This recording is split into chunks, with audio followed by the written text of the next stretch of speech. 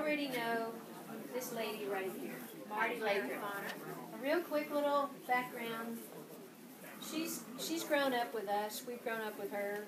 We've worked with her for 10 of the 11 years that she's been at Elm Fork Education Center. When we have Roundup every August, she's right there with her own boards presenting, what's going on. So we think of her as one of us. And we're really glad that today she's here to give some of the folks in our audience who are in our group who may not really be all that kid-focused. I'm one of those. And so to learn about how to work with children and what are the right ways of doing things, she's going to answer our questions. She has a highly regarded academic professional at UNT, Elm Fork Education Center, the spouse of a retired Air Force operator, or officer, taught all around the world, certified teacher, facilitator, and as a homeschool mom, which is a humongous career right there. And we're very happy to have her here, and please give her your attention. Thank you. I'm hoping this is on. Okay, good. First of all, I want to thank you guys for inviting me to come in and talk about kids. It's one of my favorite things to talk about, so if I go too long, please somebody tell me. I've heard that Van's really good at that, so he'll let me know. So, what to talk about? My goodness, every time I come down here, I was just telling a couple of lovely friends here in the audience that it always seems a little bit like coming to visit family every time I come down to a Master Naturalist activity.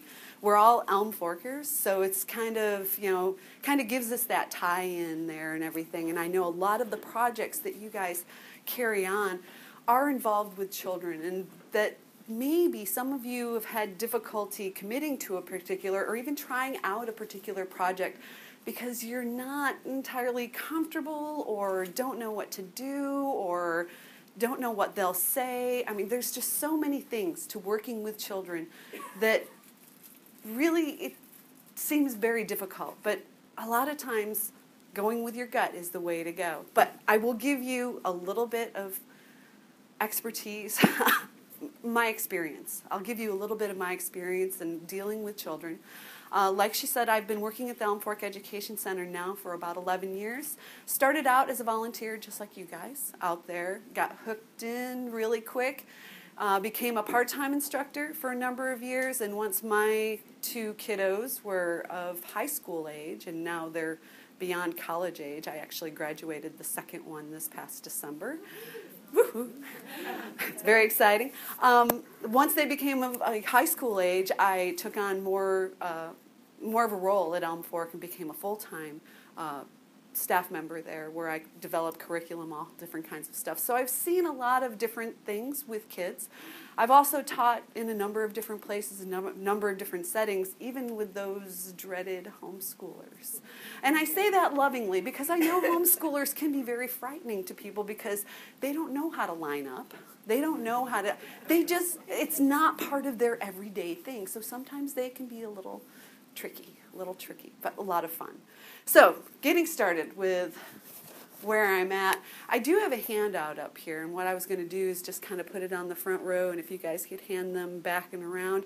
It's just got a couple of ideas of ways you can go about engaging kids. It's got just some information. It might give you a couple of ideas of where you might want to go out even and Google a little bit more information than what I'm about to give you. So I'll go ahead and send those down either side. There we go. Trying to stay on my mark type of things. I'm not used to doing that. For those of you who have taught with me or seen me teach, I move a lot. So this is a challenge. So working out with kids, trying to be engaging as a volunteer, working wherever you're working, be it at Elm Fork or at Leela or at Laird, or wherever else you're going to be working with kids. How do I speak to kids? It seems like they speak a whole different language now than when I was young or when any of you were young. It's become a whole different thing, talking to kids. And there are a lot of kind of pitfalls and trips that we can, kind of get into when we're talking to a variety of ages, in fact, of children. what do I do with parents and teachers and chaperones? They tend to come along with those kids a lot of times. And a lot of times they can be the real troublemakers in the group. I'm telling you, those adults, I'm telling you. How do I engage a child in an activity? How do I get them excited about what I'm excited about, what I'm going to be showing or sharing with them that day? And a really big question, especially for those of us adults who, our only experience may be with our own children or our own grandchildren, what is considered appropriate language and behavior when dealing with somebody else's children, when you're dealing with them one-on-one in small groups or in large groups? That can be a very daunting idea. It's like, ew, what exactly am I allowed to do? That would scare a lot of people away. So I'm hoping that in our discussion, because it's not going to be primarily me talking at you, I realize that there are several of you in the audience that have a lot of experience as well, dealing with children, working with children.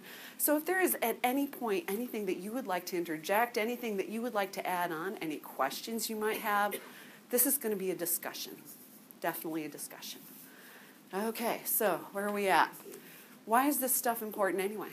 Why is it important to engage children in informal science or any kind of activities, be they outdoors, indoors, that kind of thing? Informal education for me is an excellent tool for exposing learners to lots of different types of activities that they may not be exposed to either in the home or in their school setting, whatever that school setting happens to be. Positive experiences, especially out in nature. We all know about nature, deficit disorder, and not being outside quite as much. I remember as a kid going outside and not coming home till it was dark. My parents didn't know exactly where I was. They had a good idea, but they didn't know exactly where I was, and I was outside all the time. Now, you're lucky. Has anybody ever heard of that NFL Play 60 thing? Requiring children to get outside for 60 minutes? What? I don't understand that. That's not in my context. So positive experiences that we can give them, both outside and inside, working with science or technology or, even in ecology or environment, anything like that, would be a wonderful step toward getting them outside more. Also, it reinforces the STEM concepts that they're being taught in school. Now, for those of you who may not be up on the vernacular of this school thing, STEM means science, technology, engineering, and mathematics. This is primarily where our schools are focusing their attention, at least recently, to sometimes the detriment of some of our, softer, friendlier, gentler concepts or content areas. Primarily, we are looking a lot at teaching children, or at least getting them to experience hands-on activities that they may not have time or opportunity to get to in school. So these are the primary three reasons why we do what we do. Give them these ideas, give them these experiences outside of a formal school setting. In fact, we want to think about science as a problem-solving or an inquiry problem. In order to be able to solve problems, we need to identify what they are. We need to be able to get our hands on particular activities. We need to be able to get our hands dirty. So when we think about science as inquiry, we think about children needing practice at these process skills. So a lot of our informal science is a lot of that practice at that informal or at those science skills or at those skills in order to be able to then transfer them into a classroom setting or even further down into a life experience setting. So there's a number of different reasons why we're doing what we're doing. Why aren't they doing this all in school? Time and money tends to be the two big drawbacks. Okay, so I call this, when I'm talking to kids, I'm talking about like the 4 E's of going into a classroom setting. I could be talking to an individual child. I could be talking to a small group. I could be talking to a large group.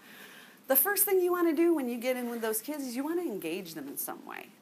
Is there something that you may have in common with that child? The child may be there because they're interested in what you're about to talk about. The child may be there because mom and dad just dragged them there. And they just dragged them off of their Mario Kart game and they're just really not happy about being there. So how do you get to that child? How do you kind of, put your fingers into their brain and kind of figure out why it is that they're there and what it is that they're hoping to get out of that particular program that you're presenting? So we want to invite them on a learning journey. It's something that we all do together. It's something that mom and dad may or may not be engaged in. It may be something that you're engaged in with a small group of people. It may be something that you're engaged in as a large group of people or a whole classroom of people. But you're wanting to invite them. Inviting them gives them choice, or at least a modicum of choice. When you invite them to come into your world, they feel like they have had some say in what it is that they're going to be doing in the next 15 to 45 to 60 minutes. So giving them that modicum of an idea that they had a choice. I'm inviting you to come on this journey with me. Will open them up a little bit more to what it is that you're wanting to say. We want to be enthusiastic, not overwhelming, but we want to be enthusiastic about what it is we're presenting. If we're not excited about what we're going to be doing that day, then how are they supposed to be excited? So we want to be enthusiastic, we want to be friendly. So we definitely want to be, we want to include expectations. Now what I mean by that, we want them to have an expectation of what they're going to get from us. So we're going to explain to them what we're going to be doing for the next 15, 45, 60 minutes. I wouldn't go any more than 30, depending on the age of the child, but still, we want to explain to them what they're going to be doing. So they have an expectation of what's going to be going on. We also want to explain to them what our expectations are of them in terms of behavior, in terms of procedure. Now, there may be procedure that's already in place with the classroom. If you happen to be with a classroom that has a classroom teacher or a chaperone that came with the Boy Scout den or whatever, they may already have some procedures in place. You might want to talk a little bit to that teacher or to that classroom or to that troop leader or den leader. Find out if they have any kind of expectation, what their expectations are for their particular troop. Because a lot of times that can kind of coincide with what it is that you're expecting from them as well. But you definitely want to express to them an expectation. We have an expectation for you to pick up your tools, come over to the station. We're going to use our tools in the way that we have taught you to use those tools, and we are going to figure out exactly which type of rock this is that you found, or what type of tree, or how tall that tree canopy is, using the particular procedures that we found. That way they know that there is a goal to getting through that particular activity. So engagement is a huge part, being able to kind of draw them in. Once you get to that engagement part, you haven't quite hooked them yet. They're not entirely sure they want to be there. They're still remembering that Mario is waiting for them at home. So you haven't quite gotten them on that hook yet. That's when we get to encouragement. We definitely want to encourage all of their activities as much as we possibly can. Overt praise, maybe not so much overt praise, but just encourage that. We want to invite questions. Always ask for questions. Please ask me some questions, because I understand that my engagement part probably didn't answer all of the questions you had about what we're going to do today. So invite them to answer questions. The one thing about asking questions, and when you answer, or when you ask a question that may or may not be completely on topic, there's a lot of times you ask for questions and you get stories. Everybody's got a story. Because now they're engaged, they're thinking about, oh yeah, my uncle whoever did this, and oh yeah, he did that too. So a lot of times you get stories.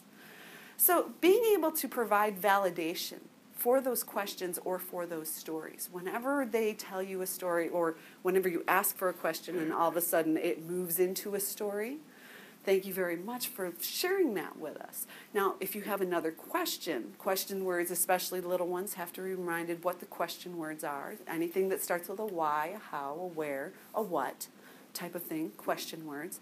But whenever we're asking for questions, we want to validate that question and their answers, regardless of exactly how right they are.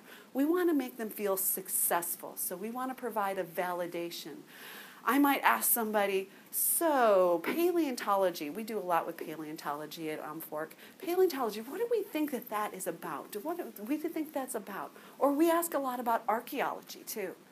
And archaeology, we ask our third graders, what is archaeology all about? What do you think that is? And a lot of times we get the answer that it's about dinosaurs. Well, dinosaurs are great. Dinosaurs are wonderful. And it'd be great if me, as an archaeologist, found a dinosaur fossil in my dig. That would be awesome. But you know something? I would call my paleontologist friend, once I found it, to come out and actually do the dig at that point, because that's more their area. That provides validation to the kid, at the same time providing the information that archaeologists don't necessarily deal with dinosaurs type of thing. So I'm providing validation while at the same time providing information, correct information at that same time. Flat out telling a child no will turn them off immediately. Turning them off immediately. We're going to emphasize again that we're on this journey together, that we are all always learning. There are going to be times where these kids are going to become the teachers, and I'm going to become the student. That is one thing about being a teacher that I absolutely love, is I learn as much, if not more, from my students every time I sit down with them. Every time. And I can teach the same lesson over and over again, and every time I will learn something new. So being able to give them a little bit more of that empowerment, kind of, letting them know we're on this journey together, and you're going to be able to teach me something the same way I'm going to be able to teach you. So we're learning together. Again, mistakes are encouraged. I love it when kids make mistakes. They just go crazy because they've made a mistake, and it's like, but what did you learn from that mistake? What did you learn that you're not going to use the dustpan as a shovel next time? Instead, you're going to use our trowel into the, procedure-wise, or what did you learn from the analysis of that particular artifact? So we want to make sure that we are always recognizing the mistakes, but also making sure that they know that mistakes are encouraged, and that's how we learn. We don't learn if we knew everything the same way every single time. So by making mistakes, by creating possibilities, we can learn more on top of that. And the one thing I definitely learned myself as a teacher, the words "I don't know, let's find out" is a perfectly acceptable answer. Perfectly acceptable. Because it not only makes you a little bit more human to them, it also gives them the idea that we are in this journey together. So it's a perfectly fine answer. Okay, so we've engaged them. Now we've encouraged them. We might have a little bit more of a hook into them at this point. So at this point, we're going to empower them. That's where we get the hook. When they have now been given that engagement, they've got exactly what we are expected of them, their expectations. We have encouraged them by showing them the procedures, a variety of other different ways that we can encourage them. Now we're going to empower them. The first thing we need to do is we need to trust those students. Hardest part ever. Last year I taught a homeschool biology lab. And there's nothing like giving children from the age of 12 to 17 scalpels. It's so awesome. The kids were great. The kids were wonderful. In fact, the kids that I thought were absolutely going to need somebody sitting next to them were probably the most successful with that particular lab, surprisingly so. So the first thing we need to do is trust the students to choose the appropriate behaviors, the appropriate procedures. They want to do this right. They really want to do this right. They want to explore what it is that you're so excited about. They definitely want to do everything right. So they're going to be kind of nitpicking. They're going to kind of tiptoe into this empowerment thing, because a lot of times they're not given a lot of opportunity to be empowered. So they're going to tiptoe, and they're going to ask you every 5 seconds, is this right? Is this right? Is this right? Is this right? But eventually, they're going to gain confidence, because you are going to empower them to choose the right behavior, the correct behavior. When we do see it kind of starting to tip off the rails a little bit, we want to keep things as much on the rails as possible. Gentle reminders. So how exactly were we supposed to do that? Could you show me how that was supposed to happen again? Or I'm not entirely sure if this part was actually supposed to go into that part. Are you sure? And gentle reminders to kind of pull them back into where they're supposed to be. Positive behaviors, appropriate procedure. Just gentle behaviors, kind of little reminders, kind of like being that voice at the back of your head. You guys hear it all the time. I know I do all the time. Are you sure you should be eating that extra cupcake? Type of thing. It's all that kind of stuff. So just being that gentle reminder to kind of pull them back in. I know a lot of times, like I said, we actually end up having parents and chaperones that are with them as well. A lot of times when we get to this portion of the program, they have difficulty trusting them and letting them go as well. It becomes a problem sometimes in the letting go of this thing. Up at Elm Fork, we have this wonderful group of parents that come in with our students, and they have been assigned their 4 little ducks, and oh my goodness, those little ducks don't go anywhere without them. Nowhere. In fact, everything, the little ducks are very close to them at all times. It's like, I've been working there for 11 years, and I know we have not lost a child yet. So, but I understand their discomfort in having the children going and just doing without them. I understand that discomfort. When you go to the zoo and take a field trip to the zoo, yes, you want your little ducks around you because that can get out of control very quickly. Depending on your venue, it will depend on exactly how much engagement that particular parent or chaperone should be involved in. If it's definitely a parent and child program, by all means, be as engaged, be as involved as you want. If this child needs to do a particular procedure, assist is necessary, but a lot of times we'll get either a little bit too much or a little bit not enough type of thing. So it's kind of guiding the parent toward that point as well, or I guess the chaperone as well. Utilizing students as teachers again. Peer mentoring and demonstration is definitely a win-win at this point. If there's a child that is really, really into what it is that you're doing, proper procedure, I mean, this could be a drop-dead, wonderful scientist doing what it is you're doing. You want to invite them on your next time going out, that type of thing. Allow that child to mentor another child. That becomes a really good way for those particular positive behaviors to be transferred to a friend that's within that classroom. So a lot of times peer mentoring can be an excellent tool for you to use as well. Okay, so we've empowered them. They've gone through all of our particular activity, whatever it is that we get up and do. We're going to get down to enlightenment at this point. That's the 4th E. We want them to come out of the project feeling enlightened, like they know more, not only about the concept that you were trying to teach, but know more about themselves and their ability to do these items, and their ability to learn new things, and their ability to teach us as much as we teach them. We definitely want to send a positive message throughout the entire activity. A lot of no's, like I said, tends to shut people down. It tends to shut me down. So I can only imagine a child hearing no repeatedly. It would just shut them down. Positive messages throughout. Language is a very important and powerful tool. So being able to tell a child exactly what needs to be done without using a particular tone or a particular, those no words or don't words, or, if you can find a way to word a particular idea that you're trying to get across to a child without using a particularly negative tone or word, that would be lovely. A lot of these things, all 4 of these things, actually opens the door for a desire to further study that particular item. Again, we're going back to that positive experience within an environment or within a hike or within an area where they're doing water treatment or wherever it is that you're doing your program. It leads on to that positive experience, so eventually that will open the door for the desire for further study. Okay, there's a number of different ways that you can get a kid interested in what it is that you're doing. Presenting things through books are a wonderful way to go. Getting started with a storybook, whatever it happens to be, depending on your particular program.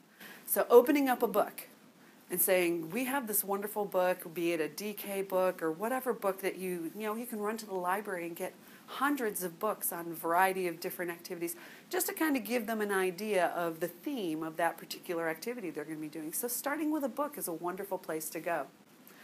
We can do a little bit of theater.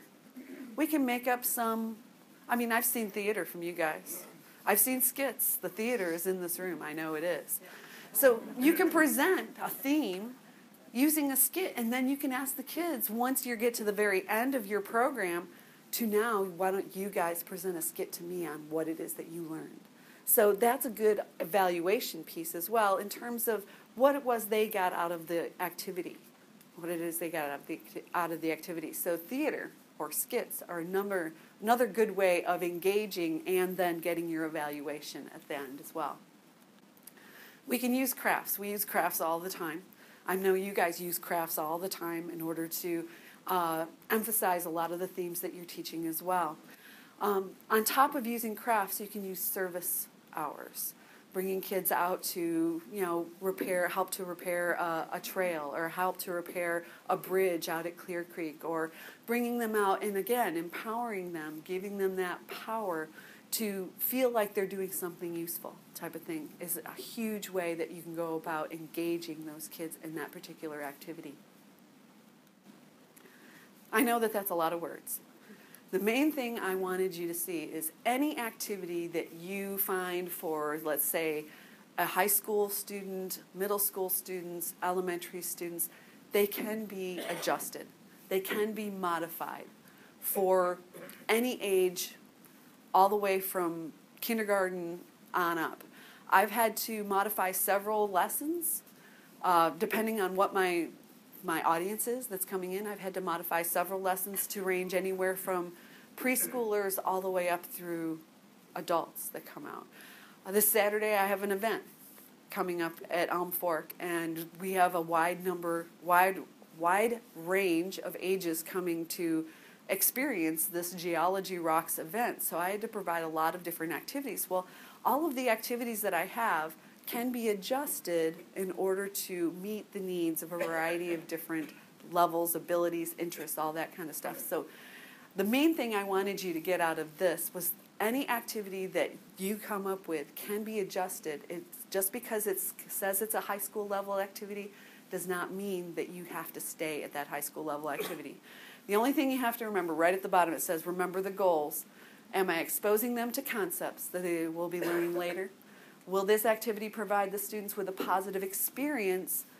Will this activity reinforce concepts and encourage further study? That's about the only things you need to keep in mind when you're trying to adjust an activity to that particular group of people that you are engaging with. Okay, the last part.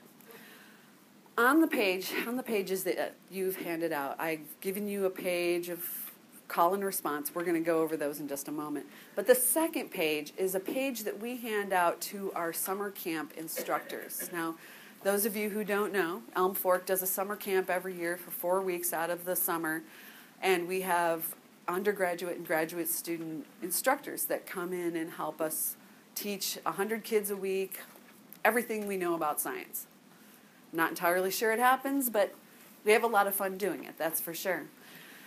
This is a page that we actually give out to our instructors in terms of appropriate language and behavior with our campers. I picked out a few that I thought were probably the most, appropriate for you guys. You are welcome to read and keep all of that you need. The page that actually you guys have actually came from the UNT Risk Management Department in terms of appropriate behavior with minors type of thing. We know that appropriate language and behavior can sometimes be a sticky wicket because what was appropriate 10, 20, 30 years ago can sometimes be viewed as a possibility to be inappropriate, depending on who it is that you're interacting with. How we interact with our own children, with our own grandchildren, is going to be very different than how we're going to interact with other people's children, especially if we have a one-on-one or a small group situation. These are the primary things that we remind our instructors about. Our instructors When we have the instructors in the classroom with the children, up to 25 children, there are always 2 instructors. There are always 2 high school age volunteers in there with them as well. One of the things we tell them is never find yourself alone with a child. That is one way that you can ensure that there will be no misunderstandings of any kind of behavior issue. So never find yourself alone with a child. There should be another adult present at all times, or another junior counselor is what we call them, high school age counselor, should be with you if you're with a single child at all times. Chances are good with the 2 instructors and our 2 junior counselors that there will never be a single instructor or a single junior counselor with these kids at any time. So that's the one thing we do remind them: when you are not alone, that way there's no way for any kind of misunderstanding. We always tell our kids, ask for permission before you touch for any reason. Or before you do anything. One thing that we do in the afternoons at summer camp is we take them to the pool. So they're going to have to go to the restroom, they're going to have to change into pool gear, and then we're going to have to apply sunscreen. So making sure that you empower the child enough to be able to ask for their permission before even applying sunscreen or anything, it gives just a level of security that the child gives permission for, a Band-Aid to be applied, or a cut to be cleaned, or anything like that. Even if it's a first aid item, you definitely want to ask, now I'm going to have to touch your knee in order to put that Band-Aid on there. Is that okay? And kind of giving that idea of, that gives them that expectation, and it also gives them the idea of they've been asked permission type of thing. Handshakes, very cool. Not this time of year, but handshakes are very cool. Type of thing. Side hugs. A lot of times kids will come out of nowhere. Just bowl you over. They just want, they want to hug on you. They want to, they just are lovely, lovely people in that way. I love that. I've never turned a child away from a hug. Never turned a child away from a hug, because that is just, not where I can be. But learning the art of the side hug. The art of the side hug is a wonderful tool to where the child feels loved at the same time you feel comfortable.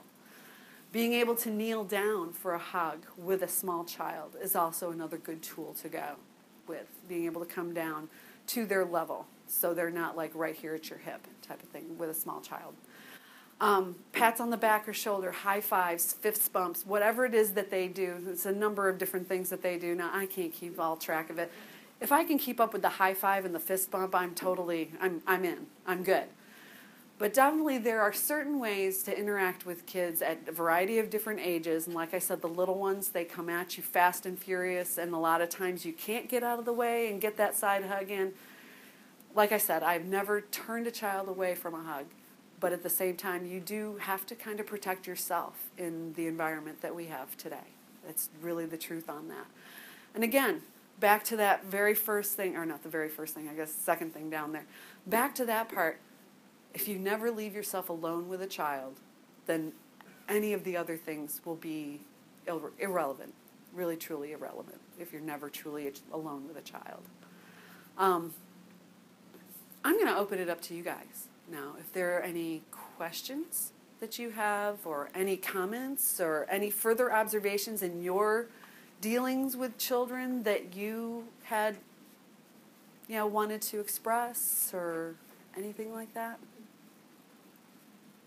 I do agree with you that a lot of times the adults are the more of a problem than the kids are. Because you'll have a large group of kids, and you'll have your teachers will look at it as a day off, so they'll be talking with the parents back and forth, and they're ignoring the kids and kind of leaving it up to you to, be the enforcer. Right. How do you deal with that? That's a huge, huge question. In fact, a lot of times you'll find yourself, you're up and you're trying to explain exactly what's going on, how you're going to use this tool, that tool, all that kind of stuff, and then you have the cluster of parents and the teacher chatting in the back of the room.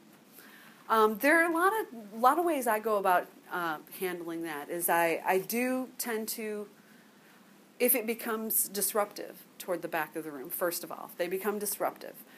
First thing I do is I ask the children to give me a high five. That they pretty much know that means to, stop, look, listen. And I will even invite our parent and teacher friends to give me a high five as well. And there have been several times where I've invited them, and I'm not entirely sure they think that I'm talking to them. It doesn't register right away. It's like all of a sudden they're like, "Oh, is she talking to me?" And I've had a couple of opportunities. It's really been, like I said, working with children is a lovely but really humbling experience, where I've asked for several times for give me 5 or 1, 2, 3 eyes on me, or however it is that I'm trying to get their attention, and the parents are continuing talking in the back of the room, and I've had kids stand up, "Mom, really, Mom, you're killing me here, Mom." It's just it really becomes by making them part of the class, by asking the same of them that you are asking of the children. A lot of times that will kind of bring them in again. It kind of goes with that engaging and empowering thing of them as well. So trying to engage them as well and take them off of their whatever that is they're talking about, whether it be Downton Abbey or the next PTA meeting or whatever it is they're talking about in the back. It kind of invites them and engages them, re-engages them to what it is that we're doing. I have had a few times, I have had to go separately to them once I have engaged the children in whatever activity it is that they're doing, and have asked them if they could please, keep the chatter to a minimum, or if they need to continue their discussion, that there's a lovely atrium right outside the classroom that has a lovely coffee cart, and feel free to go on out there. I've got this. This part I know how to do. Again, when you get those parents or chaperones that either are a little too overzealous or underzealous in that way, trying to put them at ease, first of all, the overzealous parents or chaperones, trying to put them at ease, again, making them part of the process so they become more like a part of the solution than part of the problem. I've asked several times for them to take specific roles within their group if they've got their 4 little ducklings around them, and the ducklings have now received all these instructions about what they're going to do.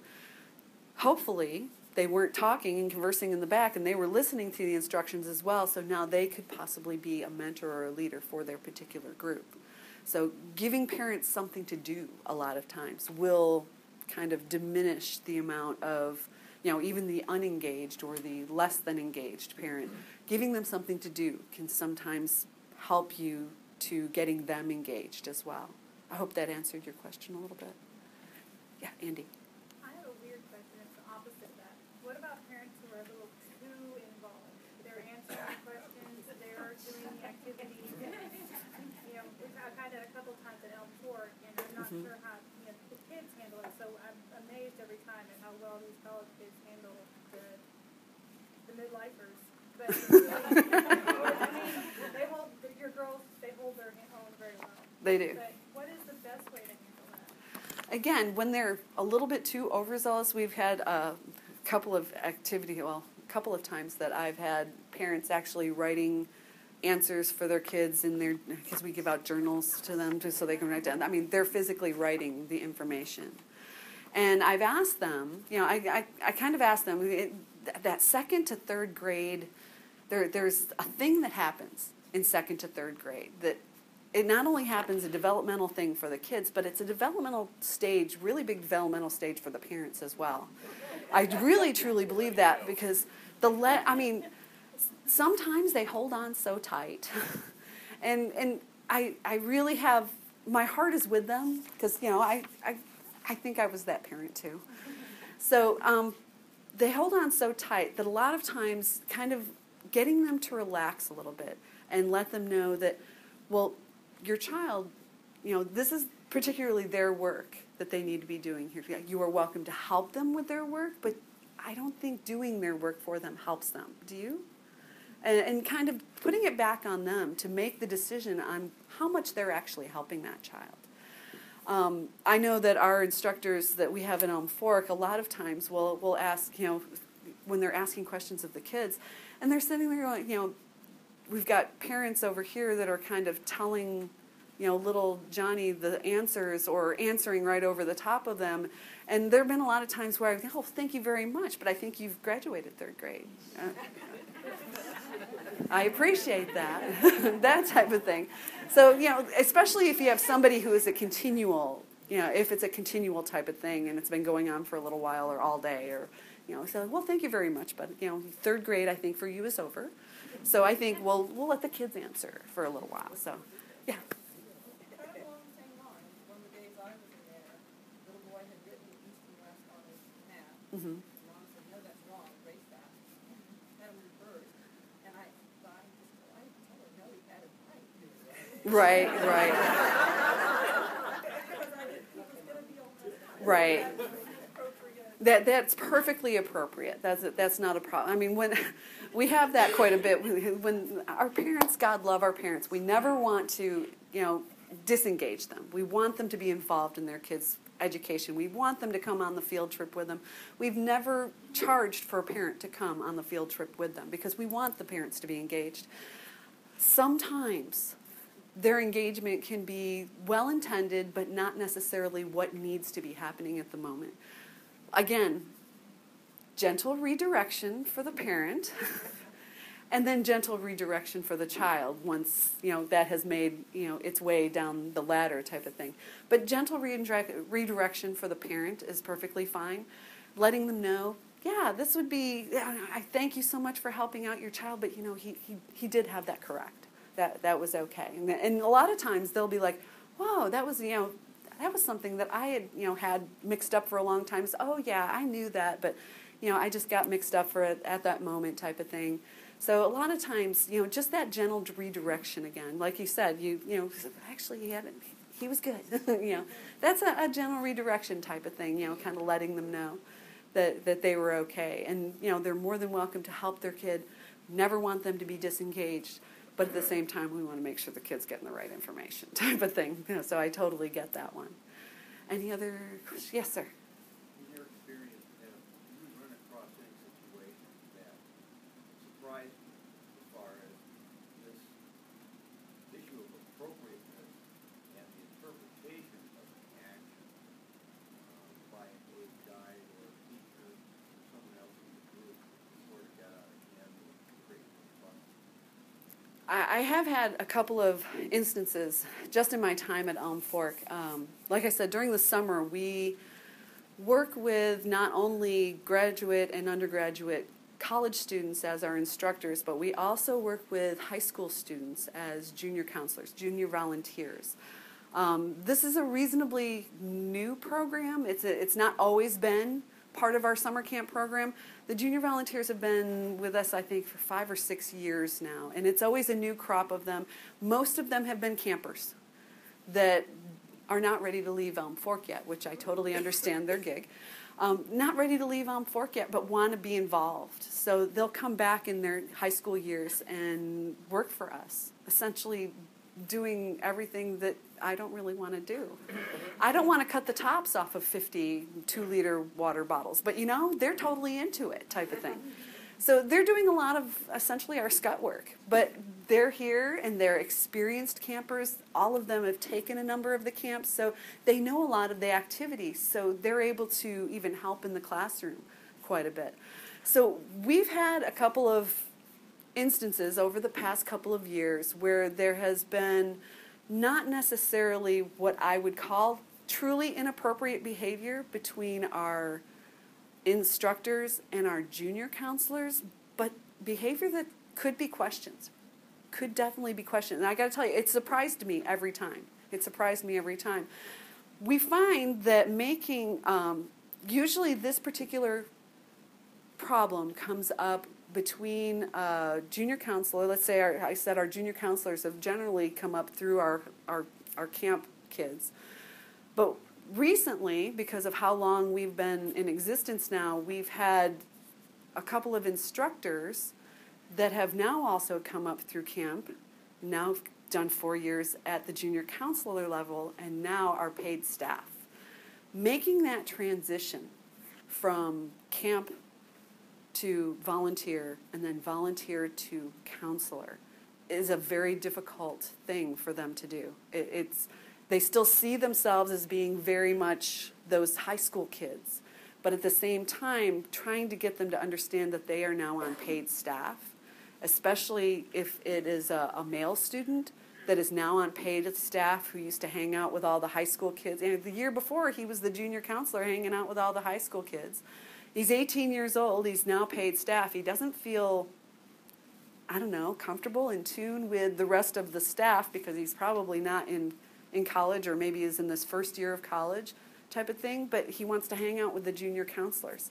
So trying to explain to an 18-year-old new instructor his very different relationship now with the junior counselors in particular was a big surprise for me this past summer. Just kind of, we had several girls that had made the jump and it seemed to go okay, but this was the first male camper, junior counselor, now instructor that we had this past year. So it was a challenge for both myself and Brian, who I work with, and for this young man to kind of get his feet where he needed to be, thinking like an instructor instead of like a junior counselor. So like I said, there wasn't any true inappropriate behavior, but there was behavior that could have been questioned. So good question. I like that. Yeah. Your number 2 statement up there is the standard one that appears everywhere. Mm-hmm. And I've always felt it's a little weak. Now, Right. you elucidated around it, but that should be with one or more, not just with a child, either with one or more. Or any child. Yeah. Yeah. Because Yeah. you- Yeah. You should said never you don't find wanna yourself. do that, but you only did it as an afterthought. It should be stated there. Right. It's really, you should never find yourself alone with even a group of children. Something should happen to you. These children are now doing what? Exactly. So, you should never find yourself completely alone with any group of children that are truly, that have been trusted to you for an activity or anything like that. There should be always at least 2 of you in that area. Thank you for pointing that out. I appreciate that. Yes, Andy? That actually brings up with Girl Scouts, how do you handle a child who is inappropriate with you? That is another story. We have had the children that are inappropriate with you. Wow. Just this past summer again. This summer was a summer for a lot of firsts. We had a child at our summer camp. He was only there for a week, thank goodness. But he made an impression on everyone that was there. He suffered from he had a variety of issues that he came with that we were not informed about prior to him actually coming to our program. Had a lot of difficulty reading social cues, had a lot of difficulty with impulse control, all of these different things, not necessarily his fault, just what was. Had we been informed that he had these variety of difficulties, we could have made modifications. At least we would have known what to expect. The first day that we had him there, he was very inappropriate with staff, with other campers, laying the hands, just grabbing people, and being able to explain to him what was inappropriate about it, that was going to be at his particular level and at his particular understanding before we knew what was going on with him, was a huge challenge for us. And trying to figure out exactly what to do with that child until we found out what was going on was very difficult as well. So a lot of times it can be very difficult to determine what exactly you're going to do. Chances are good within your programs, there will be a parent and or chaperone and or teacher will be there with you. When it comes to that point, it is entirely up to that teacher, chaperone, parent who has been entrusted with that child to take care of whatever is going on with that child for whatever reason. Same thing when our field trips come to us. Our instructors are not there to discipline any children. They are there to do their job instructing, whatever it is they're instructing, be it in aquatic sciences or archaeology or paleontology. That is their job, So when we get a classroom full of kids, and there's always one or two little gold nuggets in each group of children, it is up to the teacher. The teacher is the be all and end all in that classroom. We are just essentially borrowing their children for that particular. So if anything comes up to where that child is being inappropriate with another child that you witness, or even with yourself, going directly to that authority, whatever authority figure who is there with you, be it a parent, a teacher, a chaperone. At that point, that's their responsibility. Definitely their responsibility. Anything else? Yes, sir. If we're here as a volunteer, we're not there as a teacher or a parent or anything. We're just an aid to the teacher, I guess. Right. Essentially, with our program, you are a guide. You are taking a group of children from one activity to another. You're not necessarily, you're definitely not instructing in any of those areas, but you are probably spending a good amount of time taking them from one area to the next. You're probably the one face that they will see throughout the entire day. Chances are good that is the same situation at Leela as well.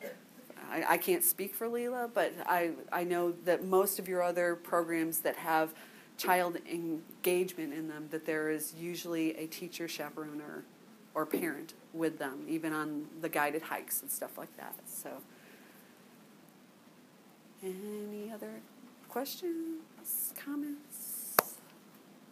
Again, I want to thank you for inviting me here today. I hope I was able to, give you a little bit of enlightenment on, I don't know, all I can share is my experience. I don't profess to be an expert at all.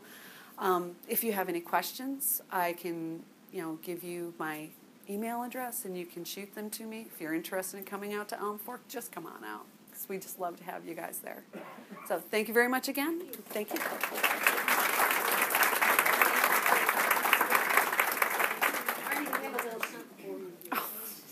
Since you're one of us, Oh, cool. we figure you get your own teacher. Thank you. I appreciate it. Thank you. It's Side lovely. hug. It's a side hug. Yeah, that's the side hug.